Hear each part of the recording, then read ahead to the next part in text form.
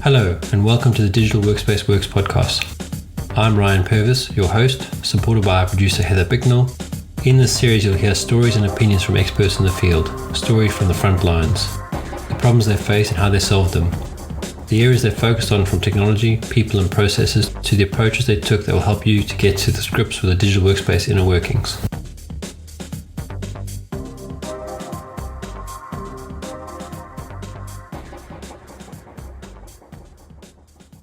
All ready to go ahead when you're ready. Give me a few seconds. I want to set up my background, if that's okay. Okay. Why is it not applying the background? It's there. Okay, apply. Yes. Oh, there we go. I'm surprised you can't actually, at this stage of the game, have these almost tagged by meetings that you're having. So you automatically have the background that you want. That's true. On the other hand, most people don't even bother to have a background, right? Well, I'm one of those people. I don't really worry about it too much.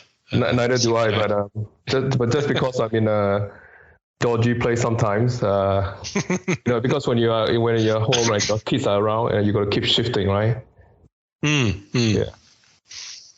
No, look, I'm upstairs in my study now, so that's fine. But if I'm in the kitchen, sometimes I do. But exactly, and I spend a lot of my time in my kitchen, so I need to have a background.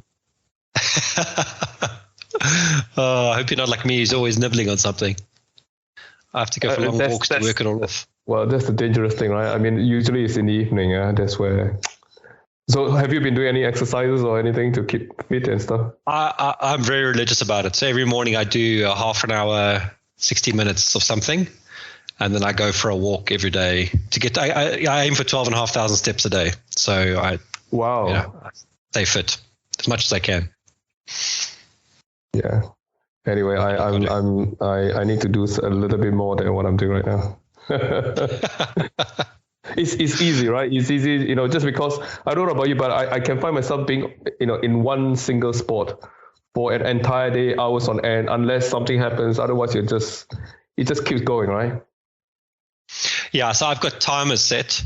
And when the timer goes off, then it's time to go for a walk, and I go for we're staying in a complex where we are now, so I literally go walk around the complex. Okay, cool. About I can do that do the whole sort of route that I've got in about 12 minutes.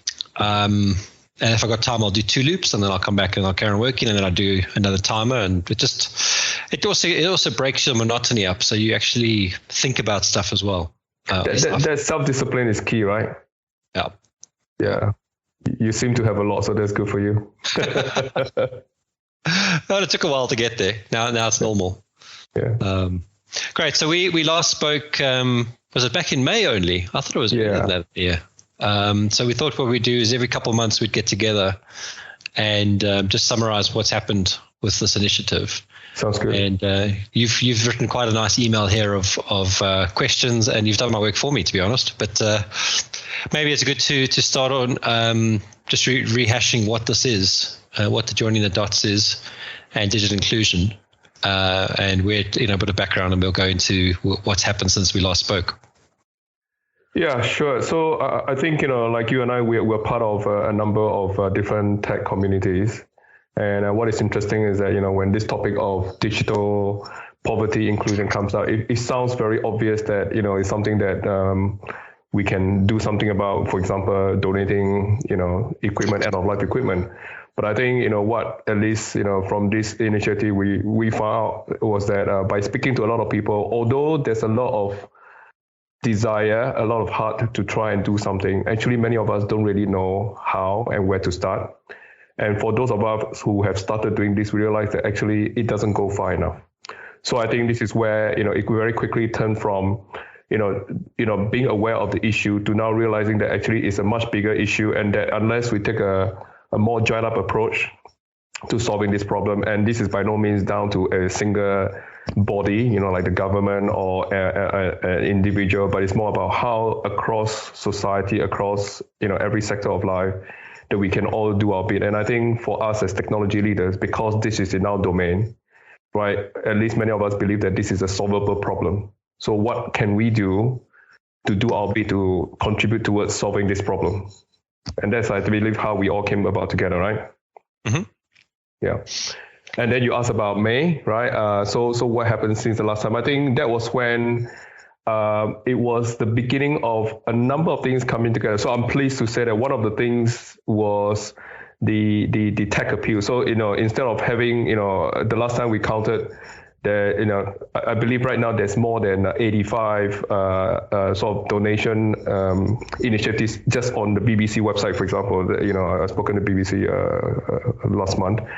You realize that it has to go beyond just doing that. So I think across our 9 tech leaders communities, we have sort of come together and say, look, if we are trying to donate end-of-life equipment and we don't really know where to start, or we want to contribute in a way that's a little bit more holistic that can go further, then I think that is one of the things that we've managed to sort of bring ourselves together, make that as the first signpost and doing something about it, which I'm happy to elaborate a little bit more in this podcast. Yeah, so I think that what I remember clearly from our last conversation was you also had the report that came out with some action areas. Yes. We discussed those action areas, and we'll put a link back to that episode. And then you, as you mentioned, there's about 9 or 10 groups, communities that are involved. And I think, sort of where we are, well, what I've seen going forward is at least that you're getting a bit of momentum going, but it's obviously a slow moving game. What do you think's been one of the sort of best and worst of your journey so far in doing this? I think the best bit is that, when I speak with one, then it became 2 and became, 60 leaders initially across 9 communities. That is where you see the power of networks, right? You see how actually, you don't really realize, but there's a lot of people out there who's like you and who want to do something about it. So I got tremendous support to try and for all of us together to do something about it. So I think that's the best bit. Yeah, it's good to see that there's a real community out there who wants to do something. I think the worst bit is that despite all the efforts and all the talk, what we don't realize, or maybe we do, right, is that now we have gone beyond more than a year living in this COVID situation. There's still a lot of, previously we talked about children, school children, disadvantaged school children. There's still a lot, maybe, 400, 500,000 school children that's still being impacted that is yet to have digital access. But if you look across the spectrum, what about the other end where you are, talking about pensioners? What about them? So then when you understand that, you realize actually this is a very big issue that time waits for no person. We got to do something. And the frustration is, what else can we do in the meantime? No, for sure. And I see that now in June, you've done some work with the NBRN and the DPA. Yes. Which acronyms, I'll be honest, I have no idea what they mean. So maybe let's start with what the acronyms mean. Okay, so one of the first sort of groups that we've managed to connect with is actually from the business in the community that is set up by the Princess Trust, and they are nationwide, international. And as a consequence of COVID, they created something called the National Business Response Network, right? Which is to mobilize their communities across the country, through businesses to help their local communities. So I think this is fantastic.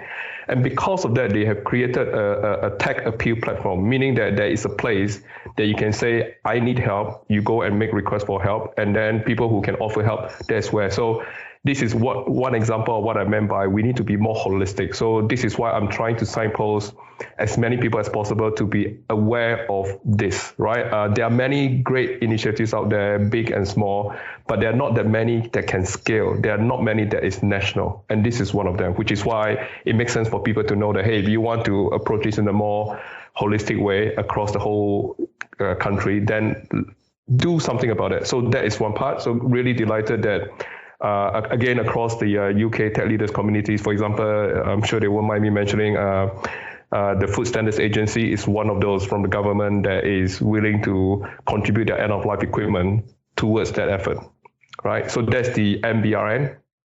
The DPA, again, is something, this is the Digital Poverty Alliance. Again, it's something that's emerged during this period. And if we are looking for not a single entity that owns everything, because there's no such thing anyway, and neither would that work. But to have a sort of a single place that allows all of us, from big to small, from government to the person on the ground, to do something that can provide a framework and a steer about what is out there, who's doing what. Then that is what the Digital Poverty Alliance is about. So I'm glad that that is made out of big corporations, like Nominate, like Carphone Warehouse, to also individuals like ourselves. Yeah, I know. I think when we spoke last, we were talking about some sort of centralized app, even where people could log their requests or even respond to requests. Did that come to fruition, or is that still in the pipeline? Yeah, that's still in the pipeline. So this is an example of what I meant. But there's a lot of things out there, great ideas. I think the challenge is, how do we make them happen sooner and quicker, right? Yeah, of course. So if we look back to last year, March, we all went into a lockdown where we all worked from home and distributed, and those that could were ready to go. We're now seeing in the UK that the lockdown is going to end. Not even a week from now. It's next Monday. Do you think that's going to speed things up for you? Or do you think that's going to be, hard to say, really? I think actually it's a worry because of the lockdown ending. People may think that, partially COVID is over, but the issue of digital inclusion, the issue of digital poverty, that is not ending, right? And the fear is that people would take their feet off the pedal. I think this has come into our consciousness, especially at the beginning of this year, and that's something that I found of interest, is that suddenly everybody's been doing something. Somehow life is about timing. That was the moment early this year where somehow there was this big sort of, holistic, systemic thing that happens, that everybody realized that we got to do something.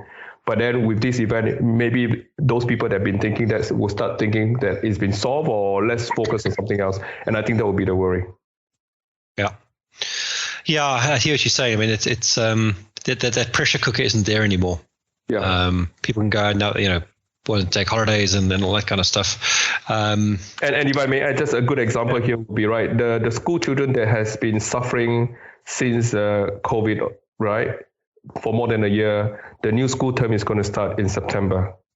Has that problem been solved? I don't think so. No. It was funny. We were talking about this last week, that this era will be the COVID era where you're going to hire staff and you're going to look at them and say, oh, you did your high school during COVID. How much did you really learn? How prepared were you really?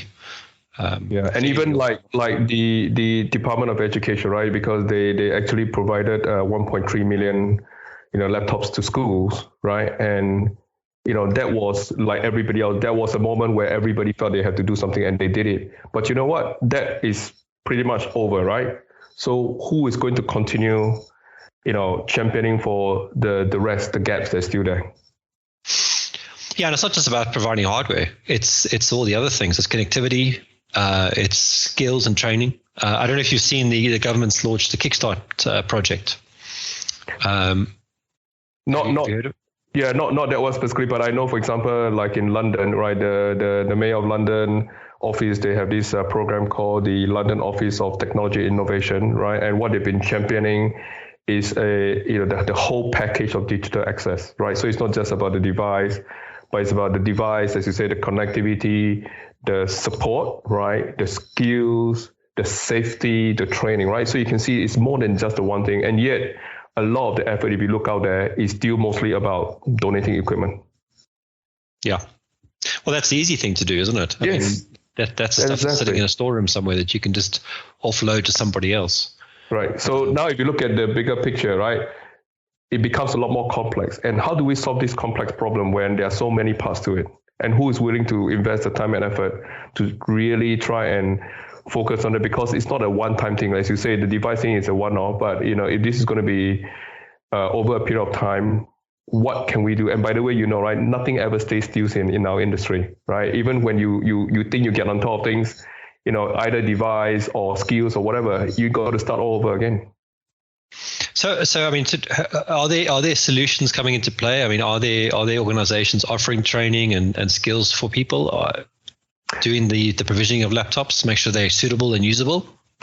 So this is the bit that I meant by joining the dots, right? What is clear is that there are many people, organizations doing many different things, but I've not yet come across those that are able to join up them in a holistic manner. So I mentioned about the Mayor of London initiative. That is one effort where it's supported by the local governments and boroughs in London, right? So this is where it's a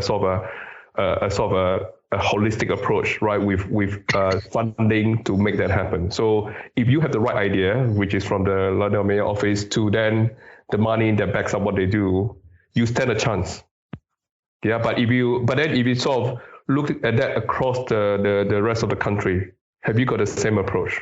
Have you got the same matching of thinking and matching of funding? Because I don't think so. Especially if you look at the sort of the most deprived part in the Northeast, those are the ones that requires a lot of help and support. And I know a lot of people are trying to help, but it's been very hard to try and bring them all together. Yeah, and that's why I kind of mentioned this Kickstart program, because that's also government funded.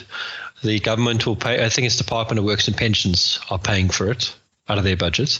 They will pay, I think it's up to 25 hours per week for a person to work at minimum wage, depending on their age. And it's only people between 18 and 24.